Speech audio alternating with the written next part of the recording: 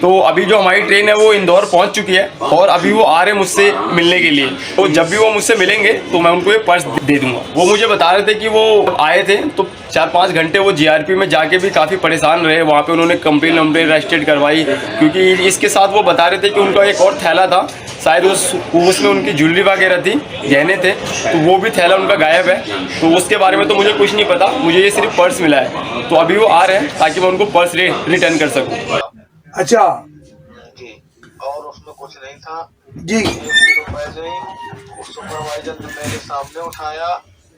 मैंने सुपरवाइजर ने एक लड़का और था रुपेश, हाँ एक और सफाई करता हूँ। हाँ तीनों लोगों ने देखा, उसमें कुछ नहीं मिला। वो तो नहीं, आपके अपने ये अवधेश जी भी को वही दिया कि आप नहीं क्यों करो ऊपर?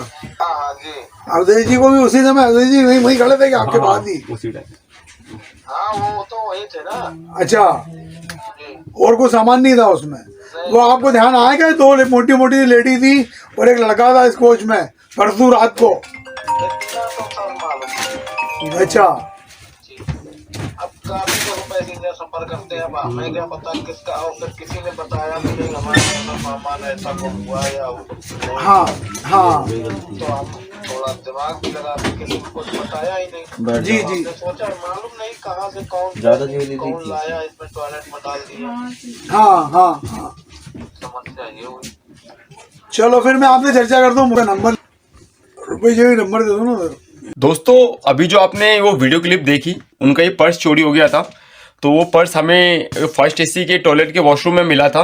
तो आज हमने उनको वापस कर दिया वो पर्स। वो जो पिछली ट्रिप आई थी हमारी ट्रेन नई दिल्ली से, तो उसी ट्रेन में आए थे, हमारी इसी ट्रेन में आए थे वो हमारे साथ। वो फर्स्ट एसी के एच कैबिन में थे और वो अकेले ट्रैवल कर रही थी। ये एच कैबिन है और इसी कैबिन्स में थे वो, और वो अकेली ट्रैवल कर रही थी। उनके कैबिन के अंदर 3 लोग अननोन पर्सन थे, एक लेडीज थी और एक बहू और एक बेटा था। तो वो लोग भी इनके साथ ही ट्रैवल कर रहे थे। उनका कहना था कि मेरा सामान नागदा, जब हमारी ट्रेन मॉर्निंग में नागदा आती है, तो जब वो वॉशरूम के लिए गई तो जब वो वापस आई तो उनके पर्स में कुछ चीज़ें उनको मिसिंग मिली, वॉलेट और कुछ ज्वेलरी की कुछ थैली भी थी उनके पास। तो वो चीज़ें उनको मिसिंग मिली। तो जब उन्होंने आसपास जो उनके साथ बैठे हुए थे उन्होंने उनसे पूछा तो उनकी कोई भी प्रतिक्रिया नहीं रही, उन्होंने कुछ जवाब नहीं दिया और उन्होंने किसी अटेंडेंट को भी नहीं बताया, ना ही किसी स्टाफ को बताया कि उनके साथ ऐसा ऐसा चोरी हो गया है।